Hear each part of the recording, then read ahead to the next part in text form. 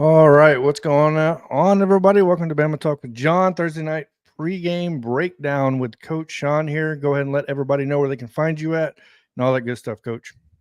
Yes, sir. I thank you for having me, John. I appreciate you, man. You guys can always tap in with me if you can at JMHO. That stands for Just My Humble Opinion. That's on Twitter and YouTube at JMHO Sports Talk on Twitter and YouTube. It's right below us. Everything's going to be in the description below, the YouTube channels, all that good stuff. So make sure to open that up. And if you guys are watching this after we've already streamed, make sure to open that up as well and find the chapters if you guys want to watch a particular part of this stream. But with that being said, we got to talk about a couple of things, Coach. The first thing I really wanted to get into is going to be the new podcast, right? That Ryan Williams and Jalen Yeah. Mbakwe started, which is exciting and all that good stuff. Then we'll get into the pregame USF game and then possibly get into Tristan Keys being offered by Jamarcus Shepard this past Monday, 4-star wide receiver for the 2026 class. But with that being said, let's go ahead and jump into the comment section real quick and give some shout outs here. Keith Holcomb in the house, Roll Tide. Bama fan, Roll Tide. Yeah, we're getting a little bit early here. Turn up, yeah. Moonrock, what's going on, man? And of course, Alabama Nation here. Roll Tide, Pam. Coach Sean, John, what's going on, man? Man, what's up, Coach? There you go, man. So hopefully you guys enjoy the new setup here. Yeah, I got a green screen. I went in and yeah, we got some stuff coming. Things are looking better episode by episode here, but we're not here to talk about that. Let's go ahead and jump into the first thing. The first thing really wanted to bring attention to, because I got to ask you a couple questions from this standpoint, Coach. You know, you coached for a while, that good stuff. I'm a casual fan, so this is the fun part for me, and I get to put you under a little pressure just to give your answers. Um, so the first thing's going to be this: Ryan Williams, Jalen Mbakwe started a new podcast called The Wave, right? The Wave Podcast is what it's called on YouTube if you guys are looking for it. I think it's very interesting that the podcast is going to evolve around the student athlete life, right? And Ryan Williams makes a great point in the first episode, if you guys haven't watched it, that we're trying to show people we're more than just football players. You know, we're Yeah. normal people too, right? We have emotions, we eat just like anybody else does. And I think that's a great point. But I want to get your thoughts on just, I mean, Kalen DeBoer, in my opinion, Courtney Morgan, this is kind of his machine. This screams Courtney Morgan to me, right? Roster management, puts things in place, recruiting, all that great stuff. Just give me your take on this being started by Ryan Williams, because I don't know of another podcast being done by any football players at a university right now. Soon a lot to follow. Soon a Yep. lot to follow. I think it's great, man, because we live in a day and age where social media is the driving force of practically everything. Um, Yep. it's a lot of fans out there, man, that love the university and love what we do and love, the student athlete. But I love this because these guys are trying to take you inside. They're trying to take you Yes. inside the student athlete and let you see that, I'm really hoping they let you see the good and the bad, you know, or at least talk to you about it. Because a lot of times, man, and anybody who's ever played at any level, at any university, no matter where it's at, will tell you, it's a lot of price to be paid for these glamorous Saturdays. It reminds me of a tweet that Marvin Constant has put up a while back when Marvin said, this is the cost of these Saturdays, and he showed these big scars on his knee. I know how that go. I got the same scar on my Achilles, so Yep. I really want people to understand that these guys are more than just football players. They're student athletes. I know Yep. in the day and age of NIL, it's hard to see that. But playing college ball, man, is damn near a business, and it's not always glitz and glamour, man. The Saturdays are the reward. That's the reward. Where you get better is through the week. And I hope the young men that's pioneering this really let the fans inside and talk about some things and really let you see that it's more than just athletes, that they are student athletes. No, 100%. And one of my favorite parts of this podcast, guys, you have to go watch it. They've already got 2 episodes out now. Smoked me in the subs, right? I'm at 175 subscribers. They're out for 1 day and got over 5,000. But anyways, you got to go check out that first episode. But I love where you see the competitiveness come out in them on that podcast too. Who's stronger? Looking at the NCAA ratings, who's faster, that stuff. It really gives great insight into who they are as people, right? Because that's what this is. Even when we get on here on YouTube and we speak, it's really like you should be seeing the authentic person, right? If we're speaking from the truth here. But now, at the end of the day, Kalen DeBoer does this. I don't personally think Nick Saban would have ever allowed this, much less he never allowed a true freshman to talk to the media, much less sort of podcast, and where you're open to all media at that point. Um, I guess the question would be, what do you think the effects of recruiting will come from this? Because it seems like this would have to help the recruiting aspect. Alabama, once again, just staying ahead of the curve here. So what's your thoughts on that? I've seen several kids chiming in about it already. Yeah. I think it's huge. I think it's huge, man. Not just for the kids, but for the parents that are really Oh, tapped in with good. athletics and understand, that this thing is really becoming um, a real portfolio type thing. So I really Yep. do think it helps recruiting. Yeah, absolutely. Shout out to Ryan and shout out to Bach. You know what I mean? These guys are really at the forefront of this and letting people understand that sometimes we don't even get to hear these guys talk. Sometimes people don't even know what they sound like. So a recruiting tool, I do believe, is an understatement with this. These guys are the first that I know of to be doing this. And you better believe it's some parents that's tapped into this as well. It's some parents, it's some family members, it's some influential people with these kids that are tapped into this as well. Remember, man, social media reaches everyone. So I do believe it's going to help in recruiting. I do believe it'll help spread the word and spread the script and Yep. spread the student athlete as people, not just athletes. No, 100% agree, and I love the fact that you bring up the parents in this because I never thought about it from that standpoint, that comfortability factor with the parents. Yeah, man, that's a good point. And I feel like too, as a whole, like we'll use, I believe it's 2011, right when the tornado went through Tuscaloosa. It feels like you're more in tapped with these players, right? With Kalen DeBoer opening this up, assistants being able to talk during fall camp and stuff like that. And like I said, I have nothing against Nick Saban, never greatest of all time, right? Of But course. you definitely feel the infusion of youth and excitement in this program, not just from the Western Kentucky game, but from once again, look at what's going on in this university right now. Everything's just being put to the forefront. Look at the basketball team with Nate Oates, right? You're talking about preseason number one, number two at worst. Like, I can't remember the last time I've seen an Alabama team like that before, like push forward like this. And it seems like it's not just no longer about, right, the football player, but the program, the team, the university, everything's going to be pushed forward here. So, getting back over into these comments as they're coming in. Let's see here. Roll Tide Jamal. Sorry, guys, if they're coming in fast and we're talking here, it's going to take a minute to get to them. Let's see here. Their podcast reminds me of all of these. Yeah, exactly. And that's really what this comes down to. And I think that's what's so key to this, right? And why this happened. Because Ryan Williams is 17 years old. It's a fact. This kid's supposed to be still in 17. high school. This It, kid's supposed to be still in high school, man. You He's know? supposed to be studying for SATs. You know what I Hmm. mean? Like stuff like that. And no, he's catching touchdowns. So at the end of the day, that's what this is. You know what I mean? So it's exciting to see something like this. Good evening, Jack, Roll my Tide. girl. Jag, yep. Jack. Roll Tide. Let's see here. Run the tables. What's Yeah. going on, man? What's up, Bell? Bagman in the house. There we go. Alabama getting a recruiting advantage. I'm pinching myself to make sure I'm not dreaming. Oh, Oh yeah. you better believe it'll be some kids to follow this. It'll be some Oh kids to follow this. It's yeah. probably already in the works with some of these kids. Shout out to Ryan and shout out to Bach again for really, really, really starting something, at the University of Alabama. And I'll say this too, man. If you guys remember when Kalen DeBoer first got to Bama, he had probably 150 kids on campus at one time. That was You wild. know, And let me parents. tell you something. This is the crux of why that was. I asked everybody out there, what is the best way to spread the word? What's the best way? Word of mouth. Word of Well, mouth, yeah, social absolutely. media. That was a perfect way to say they had cameras there. They had all these different things to let you inside the program. That was to give you an inside look of come in and look, see what we're about. And this is the new age of Alabama football. Look at what our coaches are doing. Let me introduce myself. Let me show you right? It's a reason why basketball players are more marketable than football players. Football players are all covered up. Yep. You know, you can't really see them. Basketball players get to show their teeth, they get to show their face. So they're marketable people.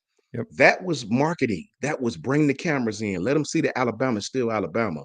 Let them see the new wave of young, youthful coaches that you got to have nowadays, man. You have to have that nowadays because kids care about that kind of stuff. Trust me. Kids care about the bells, the Yep. whistles, the artwork that like people like Hayes Fawcett do. That's why people like Hayes is so important because these kids care about that kind of thing. They want the whole nine. That's why you have people like Brian Kelly on a little spinning wheel playing music, dancing. That's why you Yep. have that kind of Yeah. thing going on. So it's a big deal. Trust me. And yeah, I'll leave it at that. So yeah, you're right. It's just it surrounds itself, right? So it's just become a part of the culture now. This whole thing is, and it's just strange because you think just a couple of years ago the NCAA hammering players for even trying to get paid, right? And now you look Mhm. at this Revenue sharing. podcast, and this podcast is provided by AL.com. It's a So fact. the next thing I'm going to want to ask, you know what I mean? And I'm sure you're not going to know the answer possibly to this is going to be, is there an NIL in works? Is there money coming from this? Because look, this podcast is not going to be a couple thousand followers. This is going to be something that's going to be huge. The momentum is going to be huge on this. Like you said, I'm sure Ohio State and everybody else in their mamas right now are looking to get this started to put their players on the forefront, just like we're getting ours put on the forefront. So I would love to see if there's any works as far as like how much these kids are possibly getting from this, because I'm sure they're getting something from this. I But can tell you this, man. When the NIL stuff first started, I took this course. It was called the Student Athlete Compensation Course, Compensation Package, or something like that. And it was really breaking yeah, down the ins and outs of what it was and how it was going to work and when in the beginning stages. I'll say this, man, and I want people to understand because I know it's a lot of fans. I deal with this every day. You know, people talk to me about it, man, and I want people to understand that. And I'm sure you go talk to any of these guys like Bo and Marvin, the guys who played at Alabama. It's yep, been this way, man. When you see these guys, these guys, even at a lower level like me at Alabama A&M University, it was the same way. There has always been businesses. There has always been alumni. Shout out to John Stallworth. There has always been people coming by using your face for yeah, things outside of the scholarship. I want everybody to sit there at home that's watching this to imagine if you have kids, especially kids and nephews, any type of young athlete that is kin to you, up and coming athlete. Do you think it's fair? Just say you don't know me, from appetite, from a can of paint. How is it fair that I can go take your son's face? Let's just say I run a t-shirt business. I went to the school. I got a little side gig, whatever it is. I can take your son's face, your daughter's face, and plaster it all over my building and act like your son or daughter is stand behind my business, like they promote or like there's some type of spokesman for my business, yeah, all because I went to the university, all because I contribute to the university. I've made 200,000-300,000 overhead of what I usually make, all because alumni is thinking, well, does this person, do they benefit from this business? So I'm getting more customers, all because of your child. I don't even know your child, right? The parent walks into my business and be like, "Son, why do you have my child on your business? What's going on with that?" Before NIL, I could tell you to go kick rocks. I went to the university. I deserve to do whatever. I made my money. Nothing you could do about it. Now you can't use anybody's name, nope, image, or anything that look like them without cutting them in the yep. business. You have to remember that, man. This has been going on in college football for years. People have been getting paid. Why do you think the Supreme Court was like, we don't want nothing to do with it? Because Yeah, we don't want nothing to do with it's it because deep. they understand people have been getting paid off Yep, of these kids, right? While you got some kids on campus broke as a joke. I'm talking about not even $2 in their pocket, right? Well, not anymore. yep, Now, if you use these kids' face, shout out to Milo's T. If you use these kids in any shape or form, you have to cut them in the deal. Would you use Kim Kardashian's face oh, without her consent? I I bet bet you not. wouldn't. No, Guess why you wouldn't? Because she would sue your ass, right? yeah, Yep. And it was all under the cloak of, well, they're college athletes. They don't got no say so in nothing.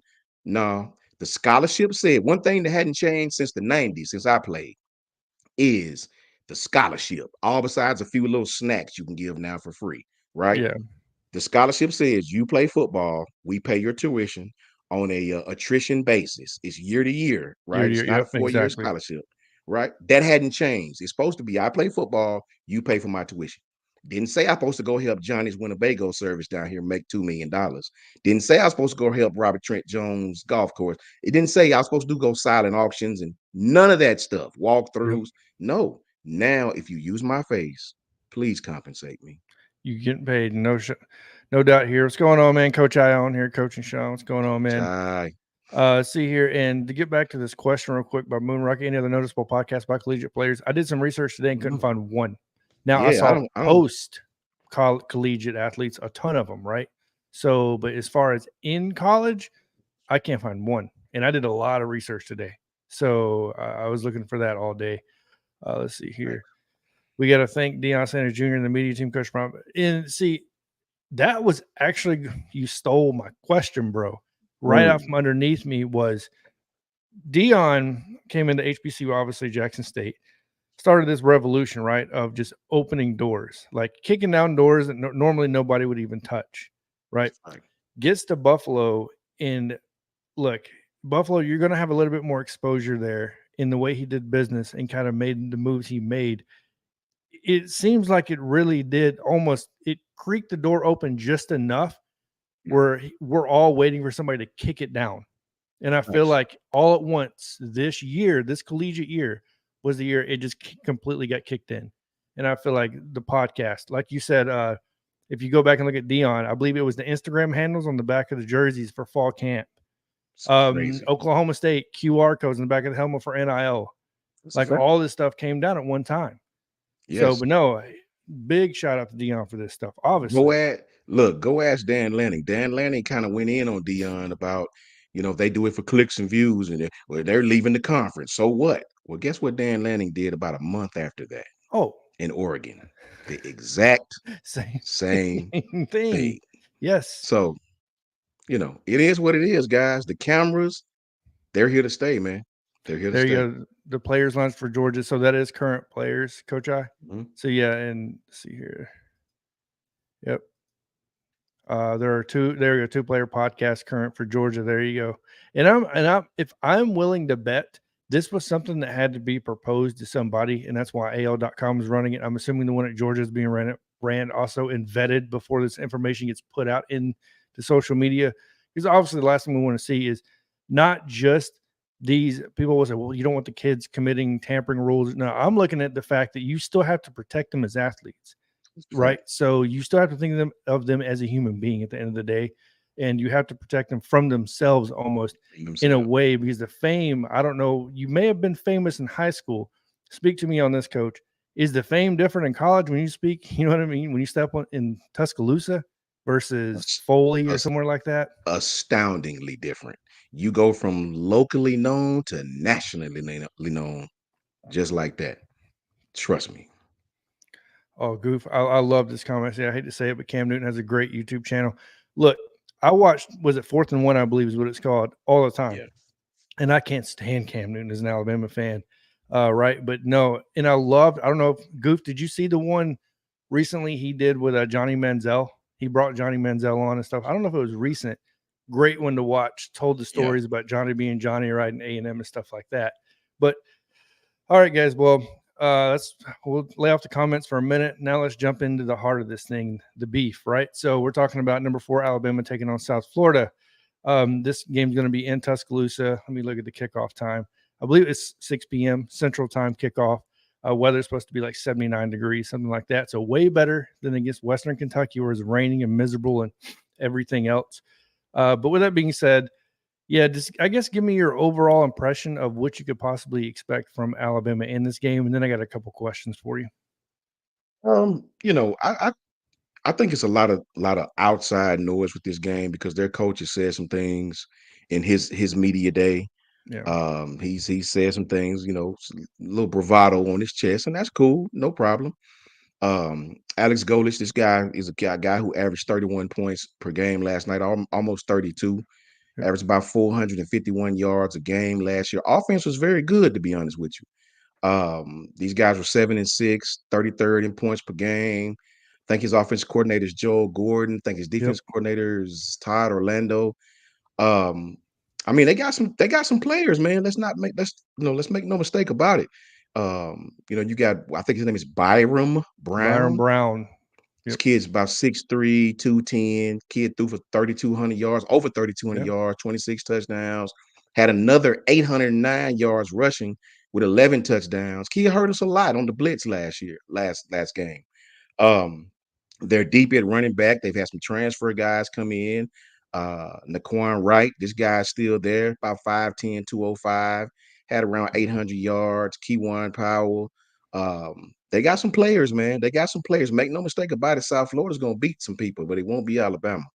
Um, what I love about it is the, all the talking they've done and all the website things they've done promoting their game. That's helped Alabama. You tell you one thing that motivate young kids more than anything: when you disrespect them, when they feel disrespected, they play to their potential. They play with a chip on their shoulder. They play. That's Yep. why Coach Saban used to enjoy the practices where he could just tear into them, and he had a beef with them, right? Whether we won or not, if Yep. something didn't go right, he took that nugget and he used it in practice.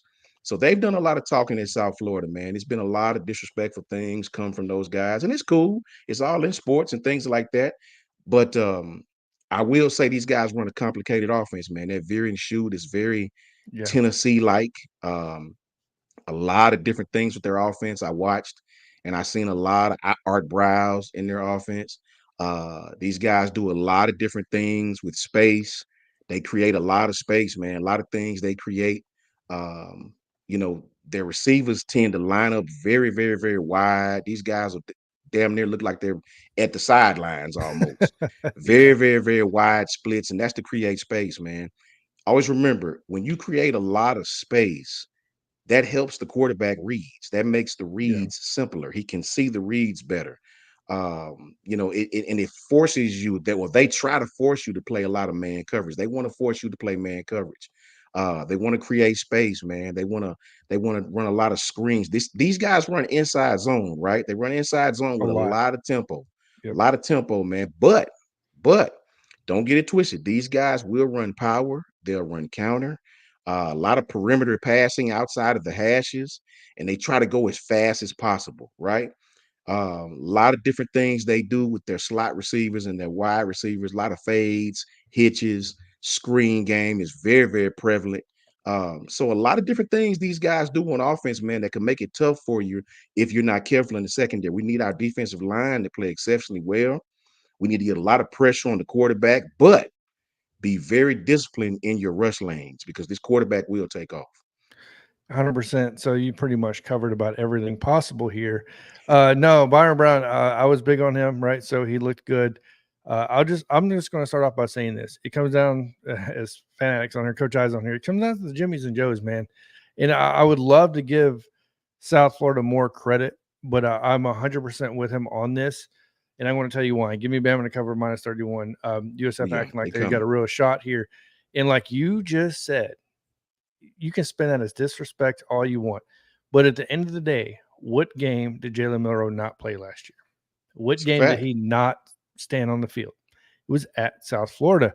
And I think, yes, I don't consider this a revenge game because they didn't beat Jalen Milroe or nothing like that. But I think this could be Jalen's moment to make a statement game. As in, when you look at the defense they run with a one high safety, right? Me and Ty's been talking for the past couple hours about USF's defense and offense and stuff like that. Shout out to him around the table sports. Um, Mhm. One high safety against this offense. All you have to do, guys, is go back 1 year and look at Washington, right? So everybody they played was one high safety except one team, and that was Boise State. And there's a reason why Penix is a great quarterback.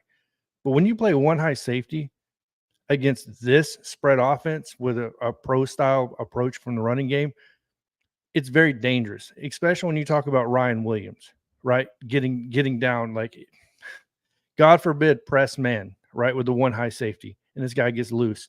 Kendrick Law looks so much more improved, more lean, right, quicker, stuff like that. We haven't even seen Jeremy Bernard. And I get it. Last week against Western Kentucky, people were wondering what was wrong. From what I've seen, and correct me if I'm wrong, Coach, it seemed like they rolled the defense to his side and they pretty much gave him no chance. He was not going to get started. They were focused on Jeremy Bernard in Yeah. that game. Yeah, they had So, 2 over they definitely wanted to keep numbers toward Jeremy Bernard. They rolled yep, coverage to him, 2 over 3 over 2, 4 over yep, 3. They definitely wanted to make sure he didn't get loose on them. I think they let him caught an underneath pass or 2, but not you know, much.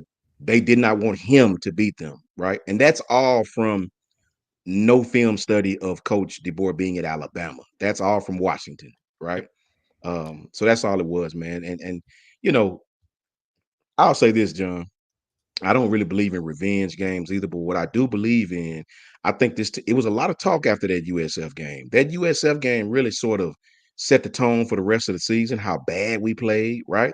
Yep. I really believe this team want to play these guys again because it was Yes. a lot that went into that game, man. We didn't play well. They knew it. The quarterback situation. I think the team want to send a message because it was a lot of things that came out of that game. And football is the perfect game to everybody say football is a contact sport. No, basketball is a contact sport. Football is a collision sport. So I can expect some great collisions on Saturday night. You better believe that. I can promise you people like Tyler Booker, people like Malachi Moore, the veterans, people like Jalen Milroe, especially Jalen Milroe, the people that were on this team last year who are veteran status, you better believe they want to go into this game and make a statement. Ed Bryant Denny, we're gonna lock the door Saturday, man, and give these Bulls a chance and see what they do, see what they're ready about. Yeah, because all you're hearing is Byron Brown. And look, their front seven, they're very physical. They love to, you know Yeah, what I mean, bring the numbers, right? So, and that's what I think is going to bust this game wide open. It busted open early. Is you bring the numbers, like I said, playing that one high safety against Ryan Williams. I don't look. You can't teach speed, right? yeah. So like the guy is just fast, plain and simple. And you're an offensive guy, obviously, Coach Sean here. When you're talking about these guys bringing pressure like that, I'm assuming you're running mesh and stuff like that. It's going to open it up, and you're basically just going to be dumping this stuff underneath, gaining 8, 9, 10, 11 yards on a consistent basis. If they try to keep somebody back there the entire time, that's what I would assume, or dump off to the running back or tight end in the flats. Think So about this. I will say this, man. If they stay in single high safety more than 3 series, I'll be utterly shocked. Right? If you stay yeah, in single high safety against Alabama in this offense, we're gonna run post corners on them all day. I've all talked about day. post corners all day long, man. Yes. They'll run the post. If your safety bite down and close space on the post, right? You turn that thing into a post corner and go right by him. If your safety doesn't close the space and stay back trying to be safe, you go ahead and run the post. Either way, you're dead. Either way, Yep. right? Ask Ryan Williams about the post route, right? Ask that safety at Western Kentucky about that. Yeah. The thing is this, if you stay in single high safety trying to commit numbers to the box, right? You're trying to stop the run game. You're trying to run single high safety, committing 6, 5, 6, resources to the box. The pass game is going. Jalen Miller is going to have a big day. If you run two safety, if you run two safety high and commit resources away from the box, the run game will open up everything. The running backs are going to have a field day with that, right? So you know, the thing about it is this offense has ways to kill you either way. You're gonna have matchups with pre-snap motion. You're gonna have great positive plays with the pin and pull action that we run, the counter action we run. We run counter with the tackles, we run tackle counter with the center. You'll see Parker Brailsford peel back and just pay attention Center. to last week. Think about if you're a defensive end, you're an edge out there and you're 240, 235 pounds, and you see Tyler Booker bearing down on you, Jaden Roberts bearing down on you, coming around that corner to clean up. One is pinning, one is pulling. They're both pulling. One is pinning inside, one is pinning outside. That's how Jalen Milroe scored on the play. He just walked in the end zone, right? So I'm anxious for this game. I really hope their defensive line want to play football because I really hope they try to commit resources to the box. Go ahead and play single high safety. Jalen gonna have 300 yards passing that game if they do that. Yeah, I'll say it now. Jalen have over 300. Ryan Williams will have 2 more touchdowns, right? So, Yeah. in my opinion, and it's just going to be a wide open day.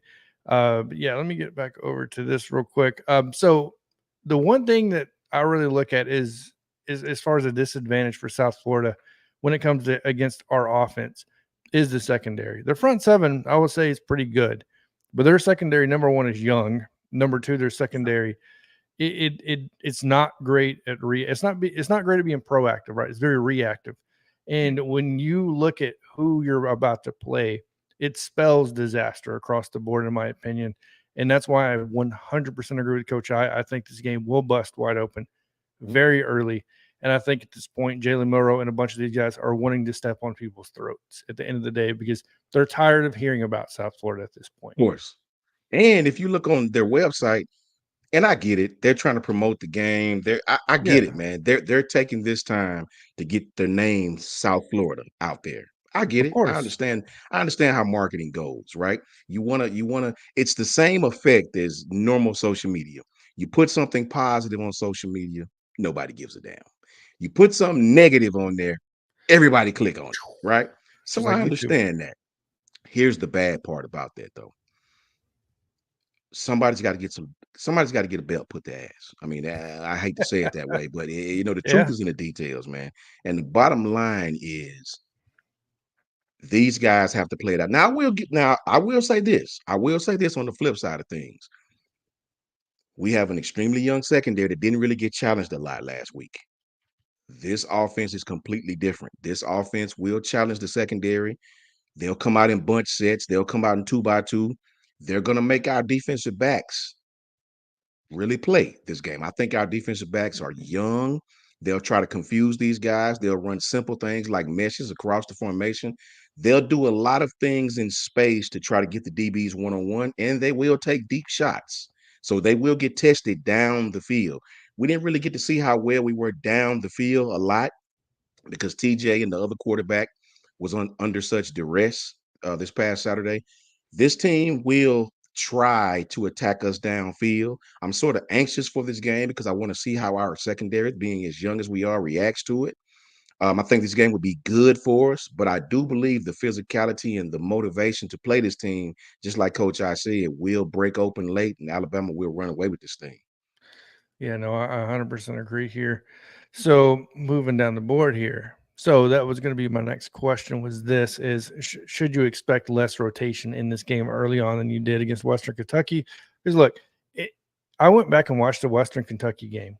I did not realize we had second stringers coming in at the end of the first quarter. It's a fact. End of the first quarter, we saw Yeah. it, right? And then we had the mass dump of second stringers in the beginning of the second quarter, right? So, and of course, they kept rotating. First stringers did kind of leak back in a little bit, but I didn't realize it was that early, right on. Do you think you'll see less? I mean, especially in that secondary, less rotation in to get Xavier Brown, right? Damani Jackson, even though he looked outstanding to me in that Western Kentucky game, more playing time and getting them just more experience in this new defense. Think we will see some substitution.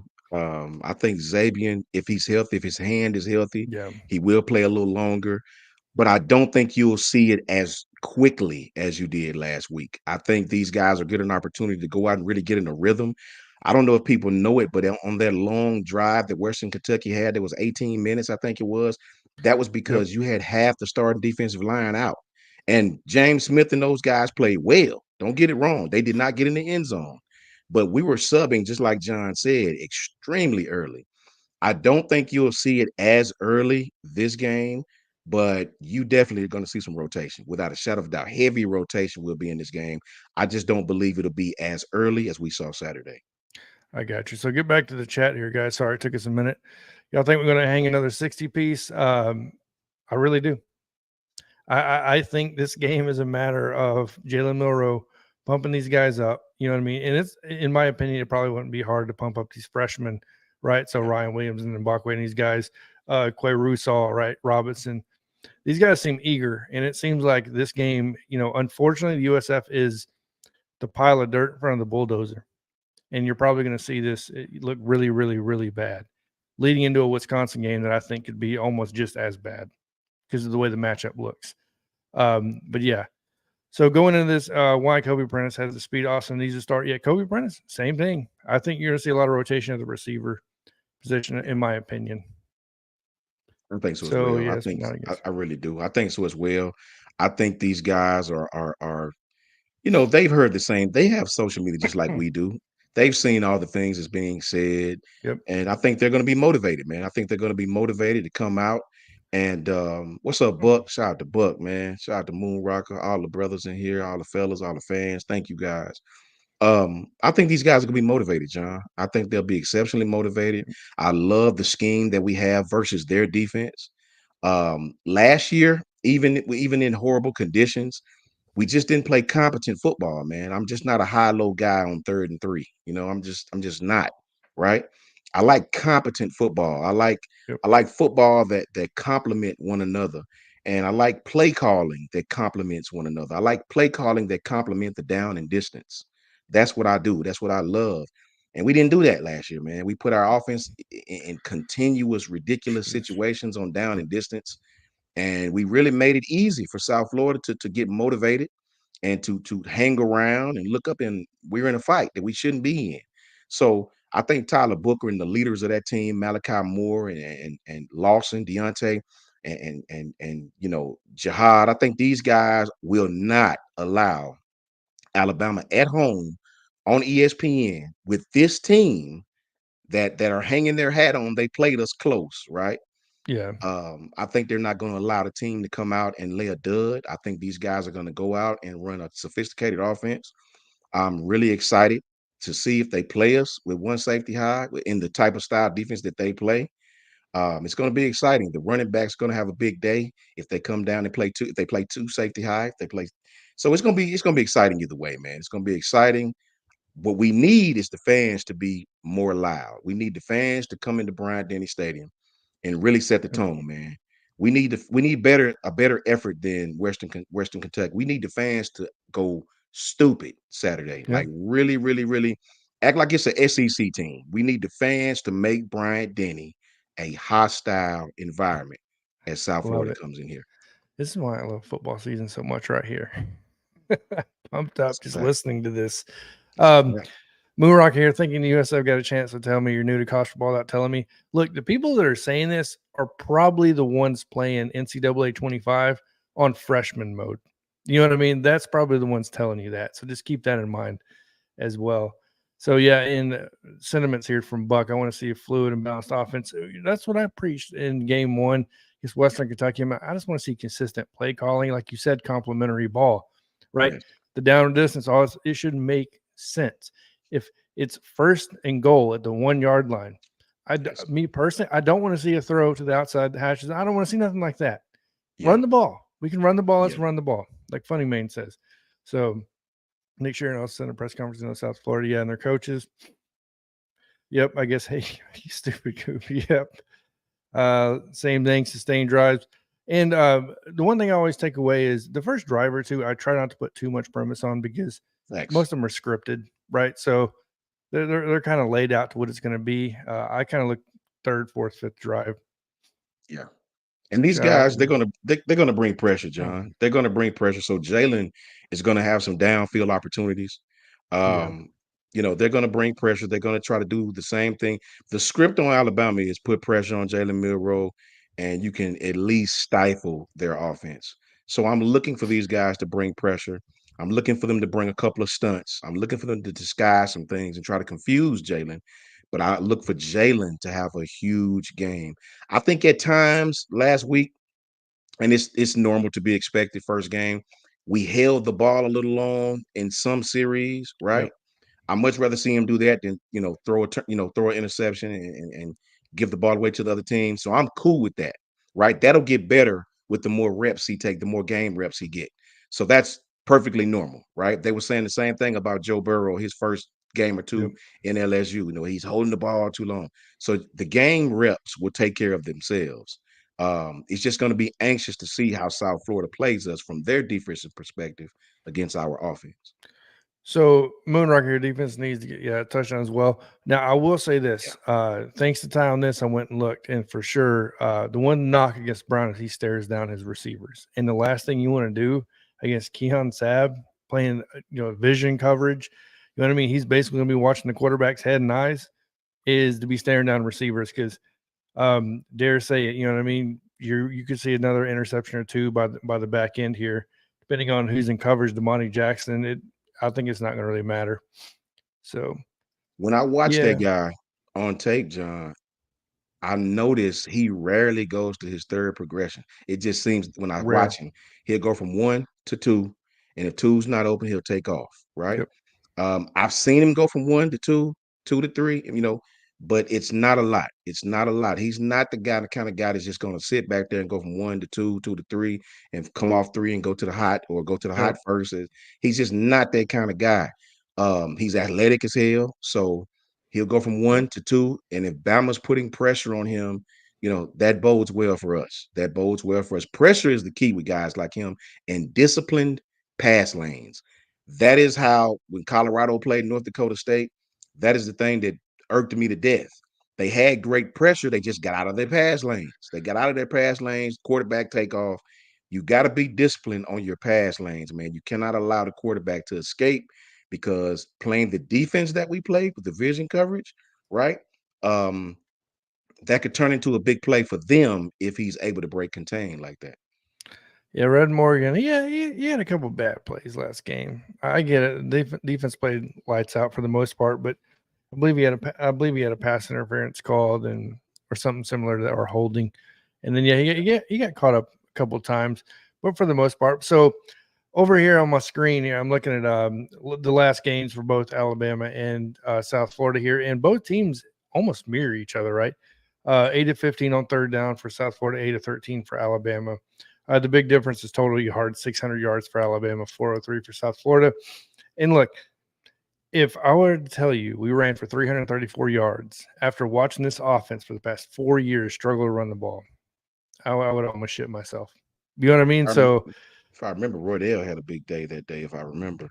So yeah, and it's just 334 yards from our ground game is amazing.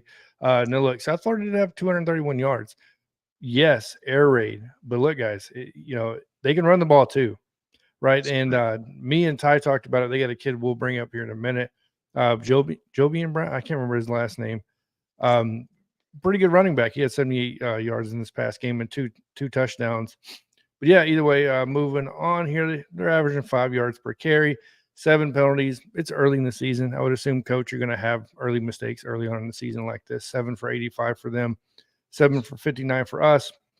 Their game, they had no turnovers. We obviously had the one from Jalen, I believe, and then we caused 2 turnovers. And the big thing, speak to me on this, Coach. When you look at them, Betham Cookin held the ball almost twice the amount of time as South Florida. Is that from the veer and shoot offense? Is that the reason why that kind of lays out that way? Yeah, and you got to remember, these guys, everything they do, John, is based on tempo. They're very, very, very, very. Them in Tennessee are very, very similar. Now, Josh Hype will do a lot of different things Yeah, um, during the course of the game that I hadn't seen Golish do. But yes, that 3 and out can become a dangerous thing for them if the offense is not hitting on all cylinders, because these guys, you know, their defense is right back on the field. They're right yeah. back on the field very, very quickly. Um, Even if they're scoring, the defense is back on the field very, very quickly. What's up, James? Roll Tide, and shout out to Georgia, man. Much love to you guys, bro.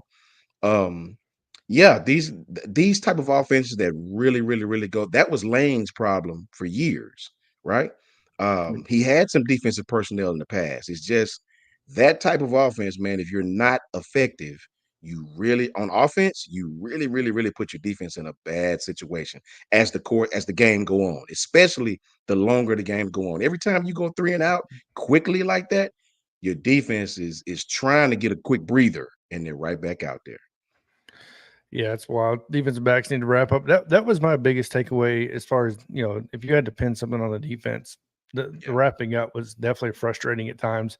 A couple of them supposed to have them at the line of scrimmage or behind it, and they'll end up gaining 5, 6, 7, 8 yards. And it's like, man, come on. Or letting them that 18-minute drive, for Yeah. example. They had them stop twice, really. If they would have wrapped up, they'd have been off the field twice. The biggest So yeah. things My biggest key is to get off the field on third down. When those third Yep. downs come, I don't give a damn if it's 3rd and 2 or 3rd and 7. You got to get off the field, right? Down and distance matters, guys, right? That's why first and second down is so important. Down and distance Yep. matters, right? It enables you to either get off the field or let them extend the drive. Let's keep them in 3rd and long, right? Let's keep them in 3rd and 7, right? 3rd and 8. We got to get off the field on third down. 100%. And we held Western Kentucky to three of 18 on third down. So we definitely did our job last week. That was last week, right? So we're no longer 1-0. We're 0-0. That's what I think Saban used to always say that, right? Coming into the game, we're 0-0. So good stuff there. All right. So I guess the last question about this game really will be, do you think we didn't I guess it's a typical answer to this, but I'm assuming we're going to see another gear out of Jalen Milroe in this game because there wasn't too much of him on the field. There wasn't too much to expose. But do you think you're going to see kind of another gear hit up in this game that we didn't see last week? Possibly more throwing, just something that we didn't see last week that could really turn it up. In my opinion, it depends on the game script. It depends on how the game go. If this is a game that's fairly close in the first half, I think you will.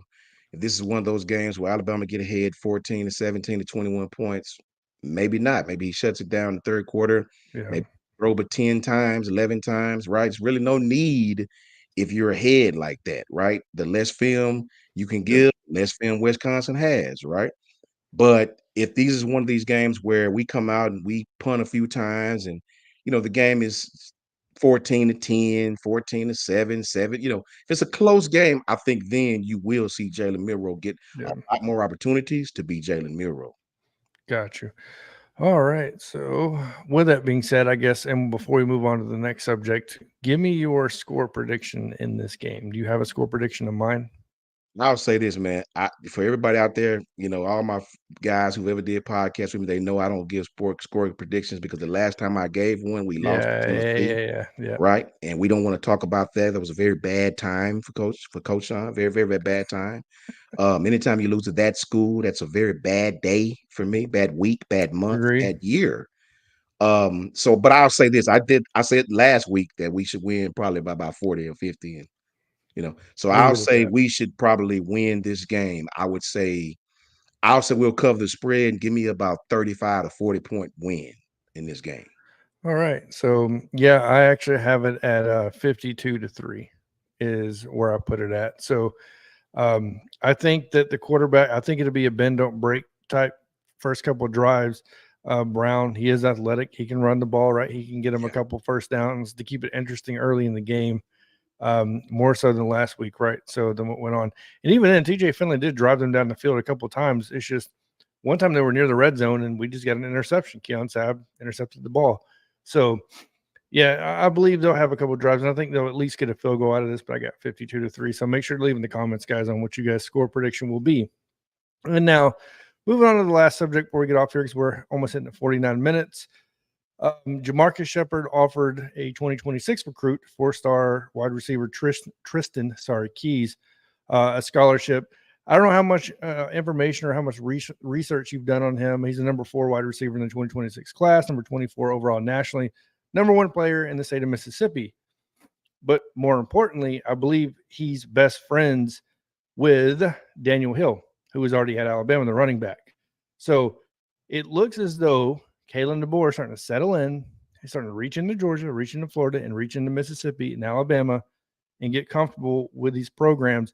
And it seems like they're just kind of feeling their way around. But now you're starting to see this kind of like, okay, I'm done stretching out to where I need to stretch out to. Now we're focusing on what we need to for the 2026 class. Give me your take on if you know anything about Tristan Keys. I can give you some basic information about him. But yeah. When I looked very briefly at him, and this is a young kid, man. The Yeah. kid is about 6'2", 180, 175, 180, around that. I wanted to see had he camped a lot. Kid is really just now getting on the camp circuit. Yep. Kid had offers from I think it was Auburn and Alabama and Florida State and a few other schools, Miami, a few other schools. Um, the when I watch the kids, the few highlights I see on him, one thing I like about him, he attacks the ball. I Yes. love receivers like Devontae Smith that go up and attack the ball. You have different type of receivers.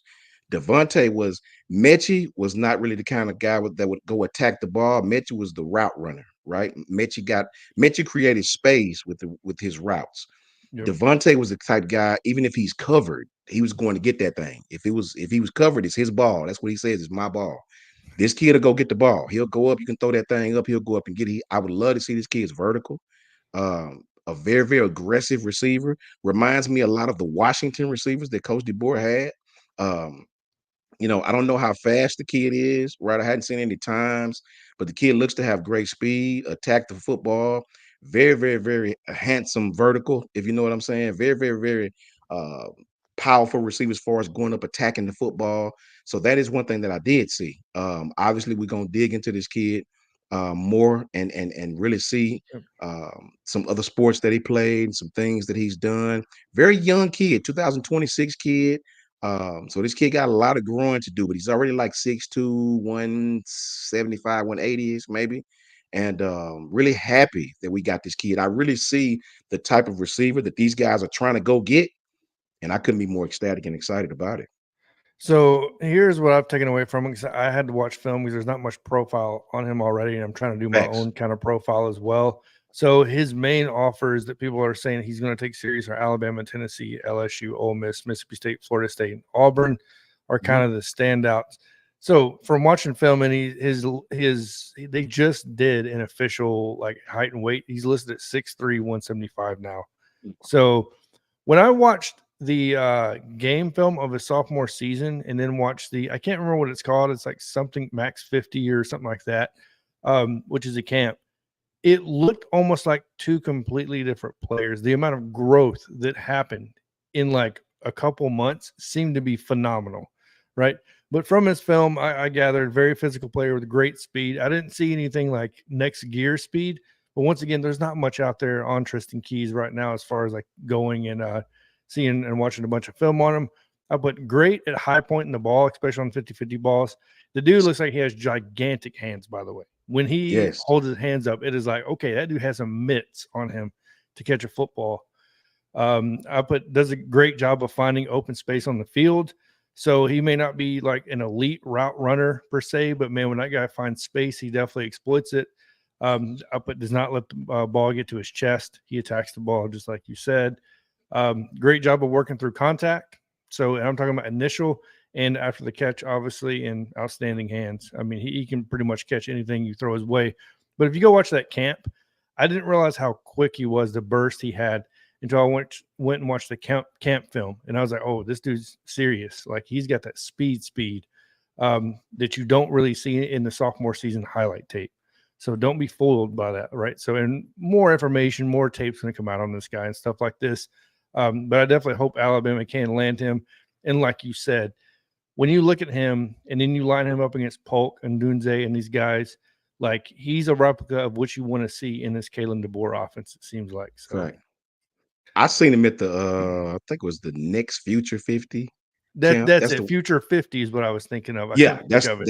that's the number one I seen, and that Yep. kid was awesome, man. He was awesome. He was young. You could tell he was very young. Got a lot of growing to do into his body, but to be that young and to be that athletic, back flipping all over the place, man, and Yes. now you got to tuck that ball away. I see him a few times having the ball Hold in it one out. hand. Yeah. We got to fix that. But other than that, man, this kid will fit into what Bama is trying to do, and I think these guys obviously. Coach Shepard, shout out to him, shout out to the staff. These guys obviously have a Yep. criteria for what they want to go get, and he fits it to the T. Yeah, 100%. Yeah, I'm already excited. I love recruiting. So recruiting is like my favorite time of the year. You got early signing Right. day coming up in December, and then obviously national signing day in February. But other than that, that's really all I have on the agenda, unless there's anything else you really want to talk about. Man, just tap in with us, man. Tap in with us. John gonna be doing great content, man. We got going with Ty in the morning. Shout out to Ty Hayes and Around the Table Sports. Man, shout out to Jake and Set the Tone. These guys do great work. Shout out to Jan 716. Shout out to Coach Smook at the Coach Smook Network. Man, shout out to Jason at Hall of Fame Sports. Shout out to Coach I at Fan Addict Yep. Sports. These guys all do great. Brinsky, it's Sharpshooters Podcast.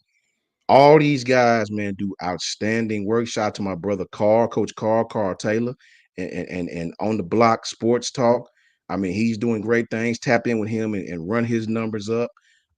Just I appreciate all of you, man. Thank you for tapping in with me and John, and it's more to come. More to come.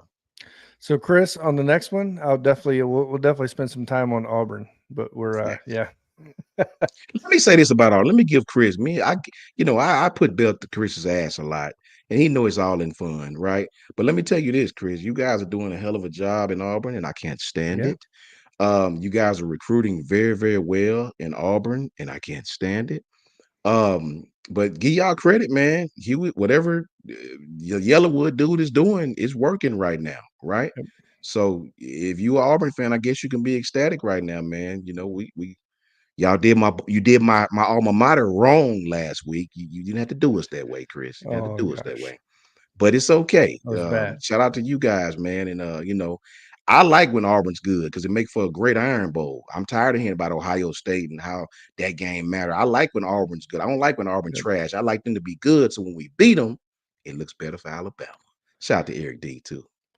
All right, guys. Make sure if you haven't already, like, share, and subscribe here to Bama Talk with John. Also, make sure to go over to Coach Sean's as well.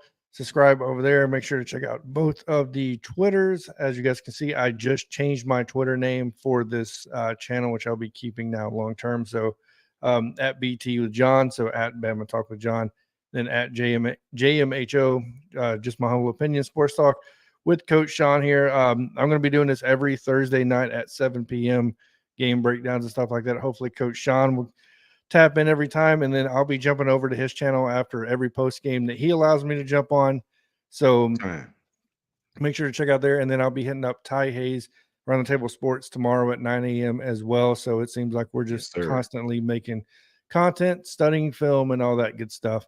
So with that being said, any parting words? Roll Tide to everybody. Shout out to everybody. Thank you to everybody. Thank you Yes. to John.